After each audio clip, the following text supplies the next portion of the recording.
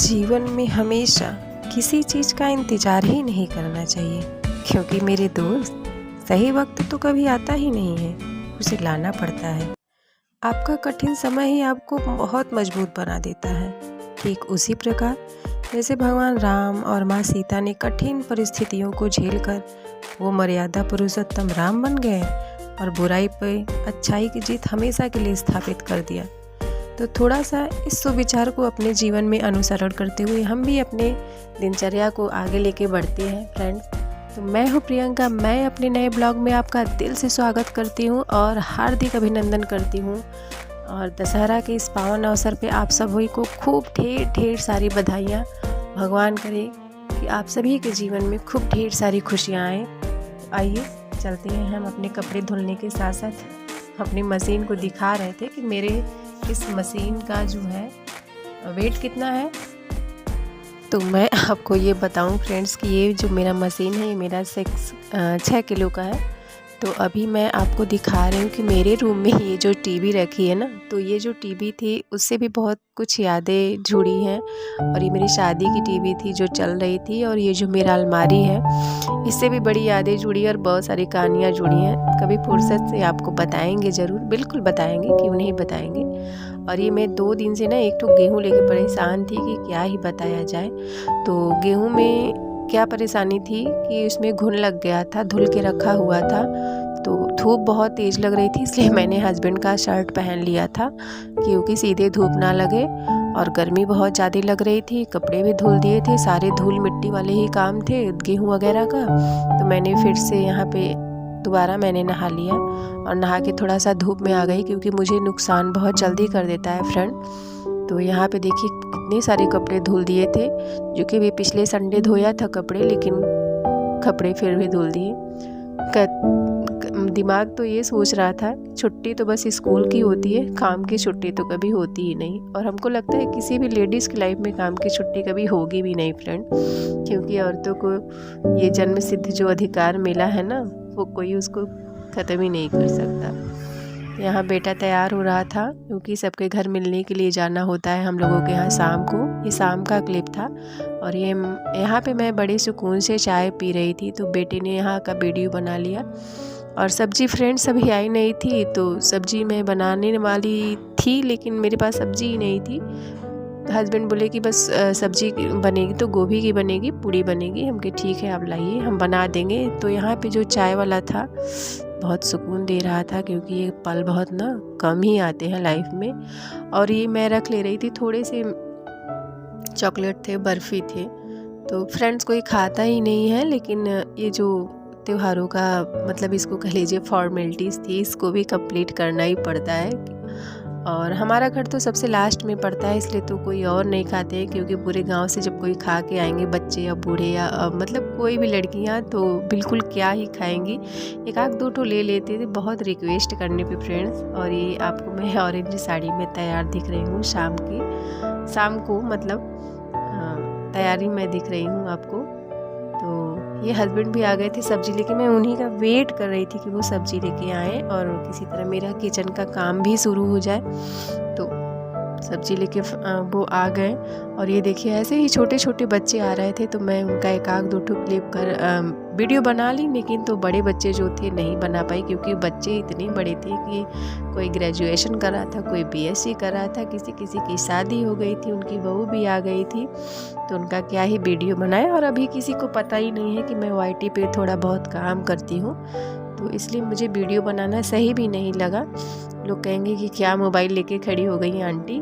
और मैं यहाँ पे ना आपको दिख रहा है कि जितने भी बार मैं उठ रही हूँ, बाहर आ रही हूँ, जा रही हूँ, तो बहुत लोग आ ही रहे थे, सब मिलने के लिए आ रहे थे, सब प्रणाम नमस्ते बोलते हैं, एक दूसरे को गले मिलते हैं, जो एक दूसरे के फ्रेंड्स होते हैं वो बधाइयाँ देते हैं अपने एक दूसरे को।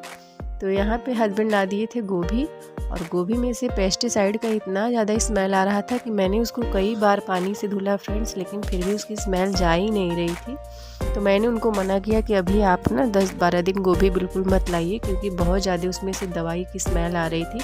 और ऐसे वेजिटेबल्स को खाने से क्या फ़ायदा, जब हम उसे कोई मुझे मतलब उसको खाने से कोई फ़ायदा ना हो, नुकसान ही हो।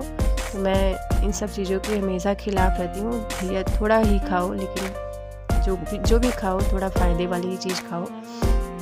और यहाँ हस्बैंड आ गए थे तो मैं चाय बना रही थी और मैं ये थोड़ा सा चाय को टेस्ट कर रही थी कि मैं भूल तो नहीं गई उसमें चीनी डालना।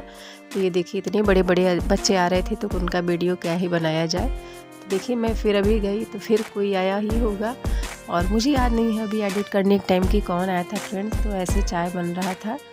फिर उसके बाद हस्बैंड की भी एक बहुत अच्छी आदत है ना कि मतलब उनको बुला बुला के अपने दोस्तों को चाय पिलाना बहुत अच्छा लगता है।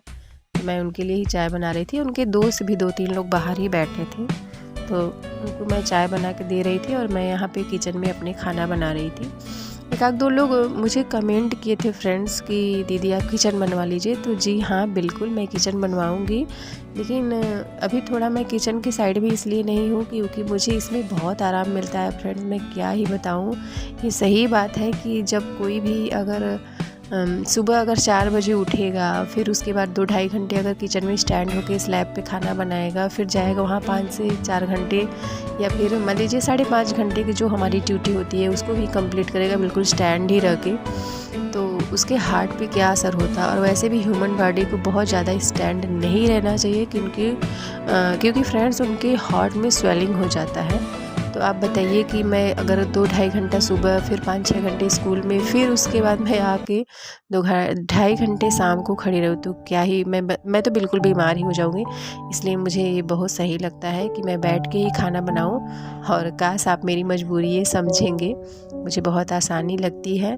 बस हाँ मेरे पास एक दिक्कत है यहाँ, क्योंकि ये मेरा किचन नहीं है, ये मेरा रूम है और किचन की तैयारी में मैं हूँ। उसके लिए भी मैंने थोड़ा हिम्मत जुटाया है कि मैं किचन बनवाऊँगी, लेकिन हो सकता है मैं अभी समर वैकेशन में बनवाऊँ फ्रेंड्स, क्योंकि मेरे को कोई दिक्कत नहीं लगती है। बस थोड़ा सा ये दिक्कत है कि मुझे पानी गिराने के लिए बार बार बाहर जाना पड़ता है, तो उसको मैं किसी तरह मैनेज कर लेती हूँ।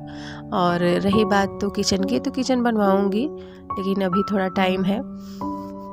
तो वीडियो अभी मेरी यहीं बनेगी जब तक मैं अभी किचन नहीं बनता है, तो वीडियो तो यहीं बनाना ही पड़ेगा। लेकिन किचन बनवाना भी एक ज़रूरी हिस्सा है घर का, और या फिर कह लीजिए किसी भी तरह, तो मैं उसको कंप्लीट करवाऊँगी। आप लोग प्लीज़ टेंशन ना लें। अभी थोड़ा फाइनेंशियल दिक्कत भी था मेरे पास, लोन था मेरे ऊपर, तो मैं उसी को भरने के लिए कर रही थी। और ये देखिए इतने बड़े बड़े बच्चे आ रहे हैं मेरे पास मिठाई के, तो जिसका मन था तो ले लेती थी, नहीं तो नहीं लेते हैं। कोई नहीं ले रहा था क्योंकि सब लोग खा पी करके आते हैं तो नहीं लेते हैं। और यहाँ देखिए मैं बना रही थी सेवई, गोभी की सब्जी और पूड़ी। तो हमारा फेस्टिवल दशहरा का तो ऐसे ही मना। आपका फेस्टिवल फ्रेंड्स कैसे मना प्लीज़ बताइएगा।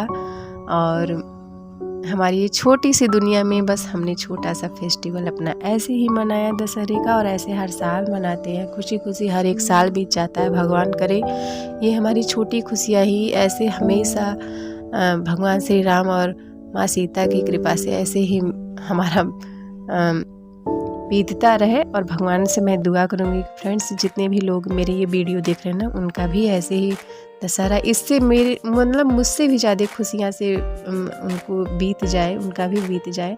और ये मैं पूरियाँ तल रही थी, और पूरियाँ तलते तलते ना मैं और ज़्यादा वीडियो नहीं बना पाई क्योंकि भाई का फ़ोन आ गया था। तो उसकी छोटी सी बिटिया है, वो भी बात कर रही थी, तो मैं उसके आगे वीडियो नहीं बना पाई। फिर हमारे जो मतलब बस के ड्राइवर थे उनको मैंने खाना दिया, बेटे को भी भोजन तुरंत लगा के दिया सबको गरम गरम।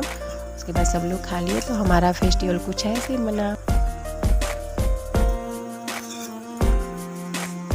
और फ्रेंड्स वीडियो अगर आपको अच्छी लगे तो प्लीज़ एक लाइक तो ज़रूर करिएगा, और साथ में मेरे चैनल को सब्सक्राइब भी करिए फ्रेंड्स, सपोर्ट ज़रूर करिए। आई होप कि आपको वीडियो ज़रूर अच्छी लगी होगी। Thank you, bye bye.